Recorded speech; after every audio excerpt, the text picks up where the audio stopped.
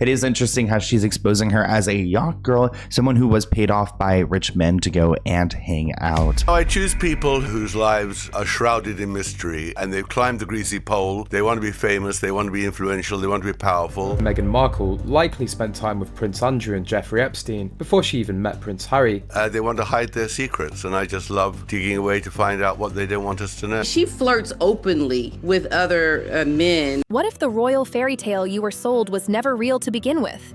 What if it was a carefully staged performance polished so perfectly it fooled millions until the cracks became too loud to ignore?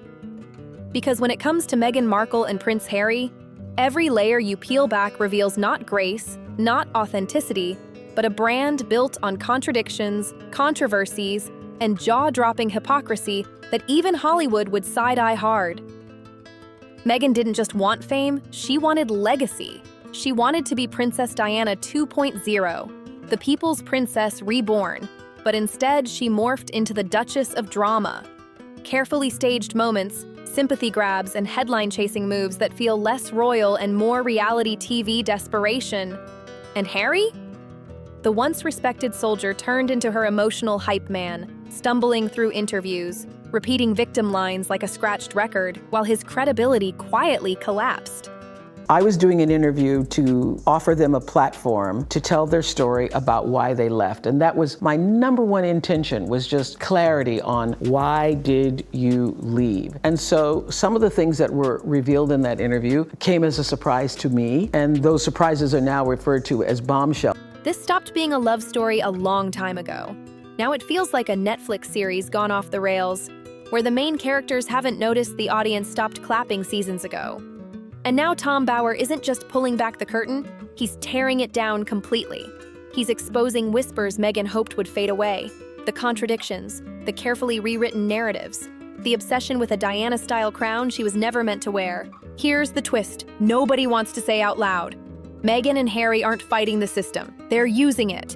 They've turned manipulation, staged suffering, and relentless spin into profit, all while attacking the very monarchy that built their platform. And the more they talk, the less the world believes. But what Bower reveals now pushes this saga into darker territory than ever before. From the very beginning, Meghan's fixation on Diana wasn't admiration. It was strategy. While the world honored Diana for genuine compassion and earned sacrifice, Meghan studied her like a blueprint. Every pose, every head tilt, every camera angle carefully copied. Bower paints a picture of someone rehearsing empathy instead of living it. But here's the brutal truth. You can't practice authenticity. Every forced tear, every staged silence screamed performance. Instead of sympathy, people saw desperation. The spell broke.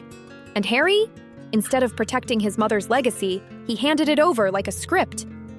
Diana became content, branding, cosplay. Something sacred was turned into a prop, and once that line was crossed, there was no undoing it. But as Bower makes clear, this Diana fixation was only the opening act. Because what comes next, tied to Meghan's most controversial rumors, casts an even longer shadow. Whenever they need money, whenever they need publicity to stoke their reputation, they'll drop another little that Meghan never really intended to stay. Her guest list to her wedding showed her real ambition was to be a star in California, and Harry's friends were excluded from the guest list in the evening from the dinner. If the Diana imitation raised eyebrows, the whispers about her past raised alarms.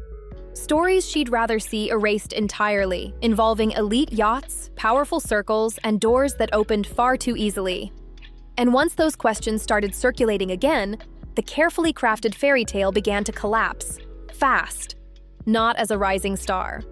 Not as some overlooked talent grinding through auditions.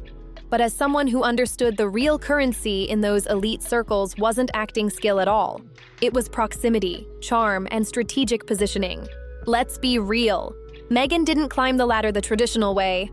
She floated upward using luxury yachts as networking hubs, then later repackaged herself as the struggling actress who made it on her own. That glossy rags-to-riches story collapses fast when you follow the trail of whispers, photographs, and carefully buried anecdotes. Pieces that were never meant to line up suddenly start forming a pattern.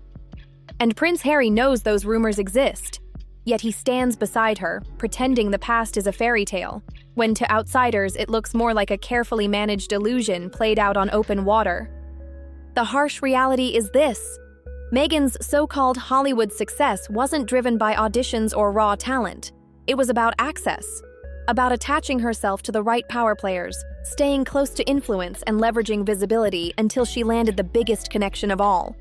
A prince too sheltered to realize he wasn't destiny, he was the next step. Tom Bower's claim is brutal, but it hits hard. Meghan didn't wander into royalty by chance. She mapped it, networked relentlessly, and positioned herself with precision. And if the yacht whispers weren't damaging enough, the contradictions she unleashed once inside the palace only amplified the noise. If her past looked foggy, her present became a maze of conflicting stories. Bower tears into the fact that Meghan can't keep her own narrative straight. One day she says she barely knew who Harry was. The next, she claims she studied him closely. One interview paints her as a clueless outsider. The next, she presents herself as fully informed and strategically aware. Which is it? You can't be the innocent newcomer and the master planner at the same time. Yet Meghan keeps trying. And Harry? He nods along like a silent co-star, unaware of how unbelievable it all sounds. These shifting stories aren't harmless. They expose someone willing to bend reality whenever it benefits her. And the more she talks, the faster public trust evaporates. It's not just critics noticing. The palace noticed. Hollywood noticed. Power players noticed. Instead of looking like a resilient woman fighting the odds, Meghan now looks trapped in a script she can't keep consistent. And Harry, once praised for blunt honesty, has become a supporting character in a production where optics matter more than truth. Harry, being a simple soul, has easily changed to suit Meghan's agenda, who she could use and who could serve her purposes. She did want him because she then was promoted from an unknown actress into a global star. Bower nails it. These contradictions aren't accidents, they're tactics. But they're sloppy tactics that shred credibility every single time. And once credibility is gone, the fall speeds up fast. Meghan believed Hollywood would protect her forever. Instead, the industry did what it always does. Calls stopped, deals faded, partnerships vanished quietly, not because of a conspiracy, but because no one wants to invest in a brand drowning in its own contradictions and self-made chaos. Let's be clear, Netflix and Spotify didn't fumble anything. Meghan and Harry did. They were handed golden opportunities most people would dream of, and turned them into awkward, empty projects packed with complaints, contradictions, and shockingly little substance. Hollywood loves reinvention. It celebrates comebacks. But Meghan Markle spun her story so often that it stopped looking like evolution and started looking fake. And Prince Harry, tagging along like a hype man instead of a partner, only made the whole thing harder to watch. The same celebrities who once smiled beside them for photo ops now quietly disappeared. In that world, reputation is currency, and Meghan's value dropped fast. She marketed herself as a feminist icon, a truth teller, a voice for change. But when the applause faded, what remained looked less like leadership and more like performance. Hollywood can spot desperation instantly, and every failed deal, every awkward appearance, every forced headline proved the star power was inflated hype waiting to pop. And Tom Bower doesn't sugarcoat it. Meghan didn't just lose Hollywood's favor, she became a liability. Someone powerful people avoid because controversy follows wherever she goes.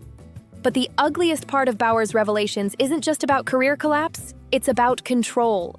He paints a picture of a relationship that slowly shifted from partnership into a tightly managed production.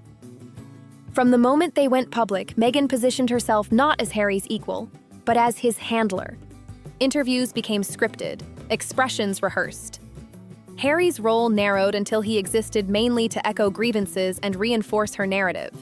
This wasn't romance, it was direction, dressed up as love. Prince Harry and Meghan Markle will still get paid millions of dollars for doing absolutely nothing. And that's just by Netflix. And then they put out pictures of Lilibet, but it doesn't. You see her half covered, right. But what you always see is Meghan. So it's all about Meghan again. With Meghan always front and center, Harry faded into a version of himself that felt unfamiliar. Awkward, bitter, visibly lost.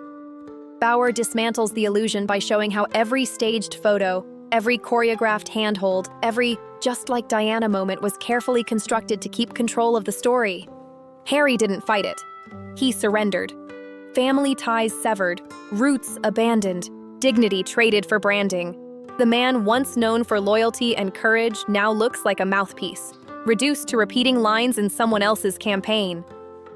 And when public sympathy started drying up, Bauer claims Meghan reached for her most controversial strategy yet, framing her identity around motherhood at carefully chosen moments. This is handled delicately here for a reason. Children should never be targets or tools. Yet Bauer alleges that mentions of Lilibet Diana appeared strategically timed, not constant, not natural, but aligned with moments when Meghan faced the heaviest criticism, public appearances, carefully released photos. Selective silence followed by sudden visibility. The pattern raised eyebrows, not because of the child, but because of the messaging around her. Instead of shielding her family from scrutiny, Bauer suggests Meghan wrapped herself in motherhood when pressure peaked, then retreated again when accountability loomed. Harry, rather than stepping in decisively, remained passive. Bauer frames it plainly. This isn't authenticity, it's calculation. Innocence becomes armor, sympathy becomes currency, and even Hollywood, famous for polishing scandals, won't touch that. The world sees through it now, and once that happens, no amount of spin can put the illusion back together. The constant pulling at Princess Diana's legacy, the endless victim narrative, and now the strategic framing of motherhood whenever the heat rises. It's not strength, it's desperation. To tell the truth, I spoke to very few friends of Meghan because she put a fatwa on anyone talking to me who she could. So I sent off dozens and dozens of emails to her friends, and most of them didn't even reply. What I discovered was, of course, that she was hunting for a man in England from 2013, and she wanted wealth and she wanted fame, and she targeted. There's no doubt she targeted Harry. And it exposes Meghan Markle as someone willing to gamble with anything to stay in the headlines. That's not a mother shielding her family. That's a strategist using emotion as armor. By the time Meghan and Prince Harry's carefully curated empire began collapsing, the only people shocked were Meghan and Harry themselves. Tom Bauer drives the point home brutally. Their so-called brand, once wrapped in royal sparkle, has devolved into a punchline defined by hypocrisy, contradictions, and staged grievance. What started as global fascination has rotted into public fatigue. People aren't leaning in anymore. They're rolling their eyes. That infamous Oprah interview, once sold as a historic moment, is now remembered as a lesson in exaggeration and selective storytelling. Listen, I brought Meghan Markle, whatever her name is, to my Deal or No Deal celebrity golf tournament. But in the end, nothing beats the truth, the real facts. She was one of my Deal or No Deal girls that were, she was a caddy for all of my celebrities. So when Meghan came along into the scene, I just thought, this is fascinating. How is this going to play out? Their Netflix series didn't crown them cultural icons. It exposed how self-absorbed the whole project really was. They couldn't stop complaining long enough to notice viewers were checking out. Every move Meghan makes screams calculation. Every project feels opportunistic. And Harry? He looks less like a partner and more like a handler standing quietly in the background. When fake empowerment speeches collide with non-stop pity campaigns, admiration turns into backlash fast. Hollywood doesn't see Meghan as inspiring anymore. She's radioactive, and Harry is being dragged right along with her into irrelevance. Deals don't collapse overnight. Reputations don't evaporate by accident. This is what happens when arrogance smashes headfirst into reality. Meghan believed she could outplay the palace, outshine Hollywood, and outmaneuver the press. Instead, she stands fully exposed, brand shredded, credibility gone, influence reduced to gossip chatter. Bauer sums it up with surgical precision. Meghan Markle isn't the modern Diana she imagined herself becoming. She's the cautionary example of ambition consuming itself. Strip away the staged tears, the spin, the performance, and what's left? Not royal rebels, not a humanitarian power couple, just two fallen stars clinging to relevance as their empire of contradictions collapses in real time. Bauer's revelations slam the door shut on any remaining illusion of authenticity. Meghan isn't a misunderstood victim. She's a strategist tangled in her own web. And Harry isn't leading change. He's stumbling through a script that isn't even his. This isn't a fairy tale anymore. It's a warning headline about what happens when branding replaces truth and ambition devours integrity. And if you think this is the end of it, think again, because these revelations are only part of a darker saga. The next bombshell goes even deeper, tied to images Meghan would do anything to erase. Once Colin Jost enters the picture, today's fallout starts looking small. If you want to see exactly what has Meghan rattled to the core, click the previous video where everything explodes wide open. Like the video, subscribe to the channel, share your thoughts in the comments, and hit the bell so you don't miss what's coming next. This is Star Spotlight, where the truth behind the headlines burns brighter than the spin.